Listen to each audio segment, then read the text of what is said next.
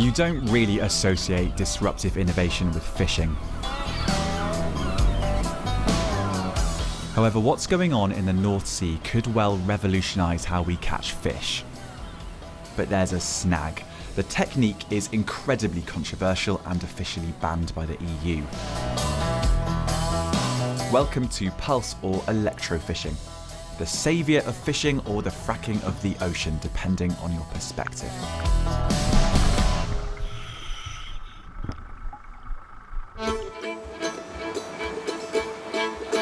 Den Helder on the northern tip of the Netherlands, and trawlers are making their weekly trip back to port to deliver their catch to market.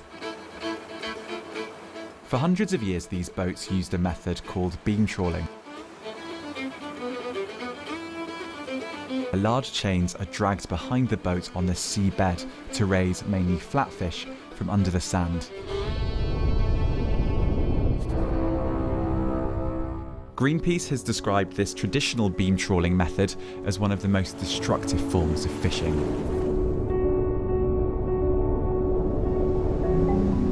The friction of these chains means that fishermen need a lot of diesel to fish this way. So much so, in fact, that with high oil prices a decade ago, many trawlermen went out of business. But the Dutch are an innovative bunch, and a group of locals came up with a plan. Rather than dredging up the bottom, they would simply pass an electric field over the surface and stun the fish up from the bottom.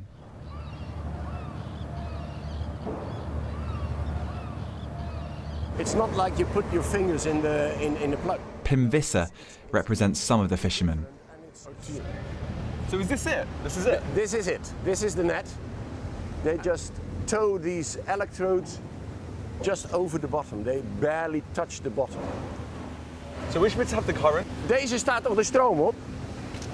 Yeah. So this doesn't have the current and this has the current. Right.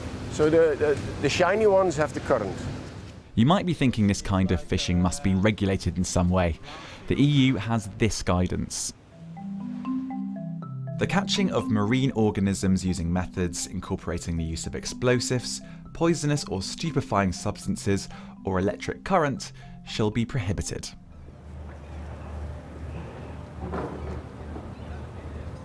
But pulse fishing is allowed under an experimental licence, with research continuing into its short and long-term effects.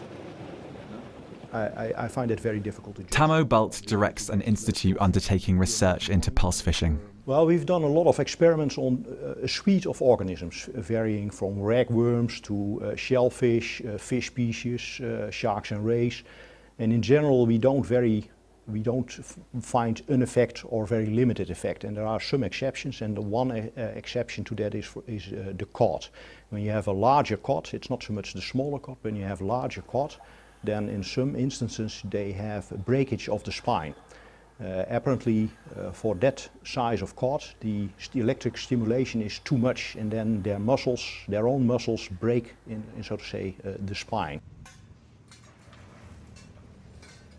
This looks like a really bad idea, Pim. What the fish feel is much debated. They aren't actually electrocuted, and the Dutch are so confident the technology is safe, they rigged up a rather unscientific experiment. You can just put your hand in. It's absolutely. This is the pulse. This is what you feel. Everything about this looks slightly slightly dangerous. But, no, it's not. It's not. All right, fine. It's just electrodes and water. Yeah, but try it. Yeah. Oh, yeah. You feel it? You can feel it already, yeah. You feel it? But it's. Oh. Yeah. Yes, it's like pins and needles in your fingers. Like pins and needles. That's exactly. It's like pins and needles. Weird, isn't it? Open and close your hand. You can feel a difference. You can feel. You are, the bigger you are, the more you get. So the issue is if you're a big cod, and you run past that, then your body starts going into spasm and things like that. Yeah, maybe. Yeah. Maybe. Yeah. It goes like that. How many cod a week? How many cod a week do you catch?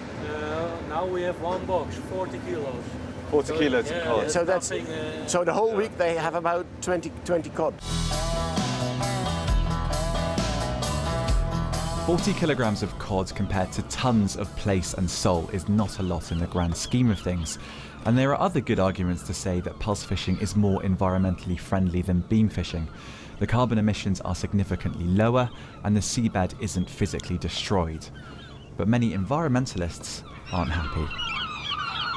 It's possible that it's better than beam trawling, and influenza is better than bubonic plague.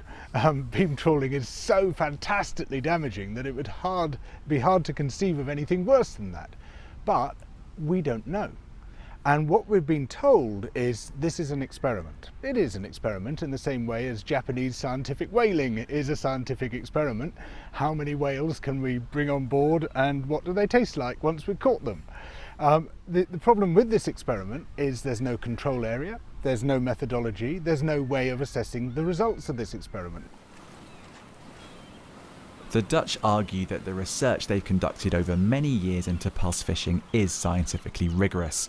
However, and this is important, it's still in the research phase. So if you look at all the trawlers here, 1, 2, 3, 4, 5 that are just coming to dock this morning, they're all pulse fishing vessels. In total there's about 80 of them. And it begs the question, how many trawlers do you need to do an experiment? I mean, at the moment there are, I think, about 79 vessels that fish with a pulse gear. And strictly speaking, for research purposes, you do not need 79. You can do with a lot less.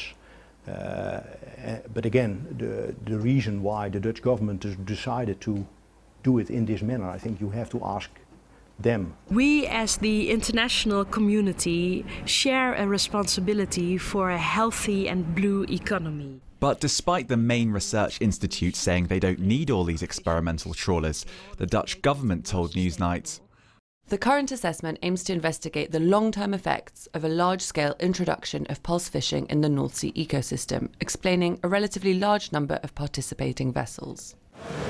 We think that the research which is done is fine, and that the extra research will only underpin what we've already found.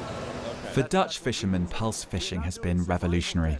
One told me that a few years ago he was earning around €30,000 and he now takes home 70,000.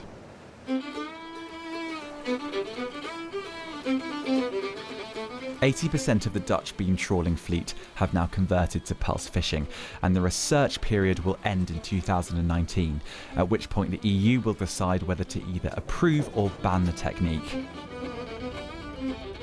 But inevitably there are questions about whether the Dutch government has allowed en masse an untried and scientifically questionable form of fishing to operate in the North Sea for, in part, commercial reasons.